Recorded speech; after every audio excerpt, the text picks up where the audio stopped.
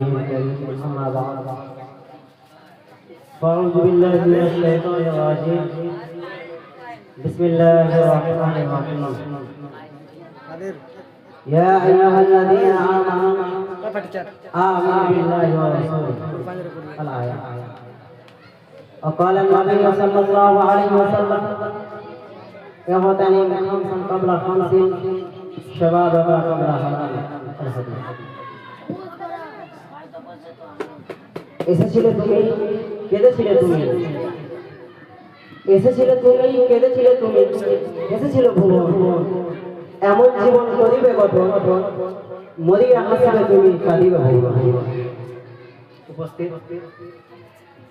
শ্রদ্ধেয় সম্মানিত মাত্র সভার সভাপতি মহোদয় ও সুযোগ্য বিচারক মণ্ডলী, ওলামায়ে কেরাম এবং আমার সামনে উপস্থিত ইসলাম ধর্মী কালিমা ধর্মী ভাই ভাই আজকে এই সালানা আঞ্জুমানে আমার আলোচনার বিষয় ইসলামের দৃষ্টিতে যুবকদের কর্তব্য করণীয় সম্পর্কে। যৌবনকে কিভাবে আল্লাহর পথে পরিচালিত করা যায় সেই কথাই সংক্ষেপে তুলে ধরব ইনশাআল্লাহ। স্বাভাবিকভাবে মানুষ এই জীবনের তিনটা সময় পার করে, এক বাল্যকাল, দুই যৌবনকাল, তিন বৃদ্ধকাল। এই তিন সময়ের মধ্যে হইতে মানুষ দুইটা সময় পূর্ণ থাকে। এক বাল্যকাল যেখানে মানুষ এগিয়ে যায় পূর্ণতার দিকে, এবং দ্বিতীয় বৃদ্ধকাল যেখানে মানুষ আলাদা থাকে তাদের অযৌবনতা। কেবল মানুষ যৌবনকালে পরিপূর্ণ থাকে।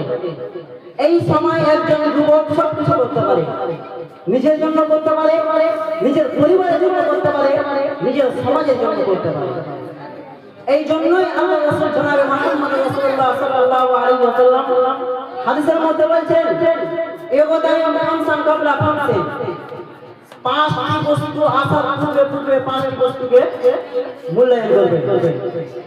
তার মধ্যে হইতে একটি বিষয় আল্লাহ রাসূল বলেছেন ওয়াতামাল্লাকা ক্বাবলা হারামি, তোমাদের বার্ধক্যের পূর্বে তোমরা তোমাদের যৌবনকে গনিমতের মাল মনে করে মূল্যায়ন করবে। সুতরাং যুবকদের উচিত এই যৌবন সময়টাকে আল্লাহর রাস্তায় ব্যয় করা।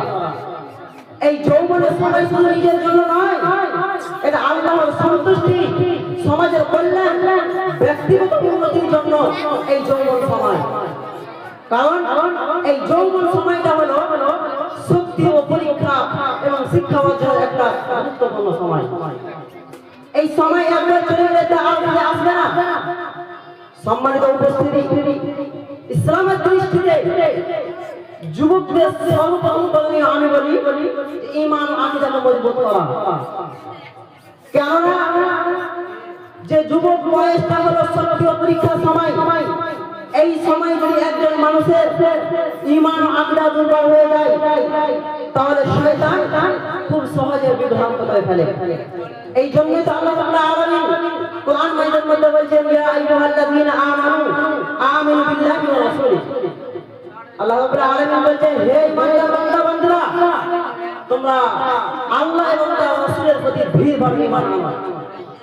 অতঃপর আল্লাহ রাসূল হাদিসের মধ্যে বলেছেন ওয়াশাব্বাতা শাফি ইবাদাতিল্লাহ, কাল কিয়ামতের ময়দানে আল্লাহ রাব্বুল আলামিন একমাত্র তার বিশেষ আদেশ ছায় জায়গায় সেই যুবককে যে যুবক আল্লাহর রাস্তায় আল্লাহর ইবাদত করা হয়েছে।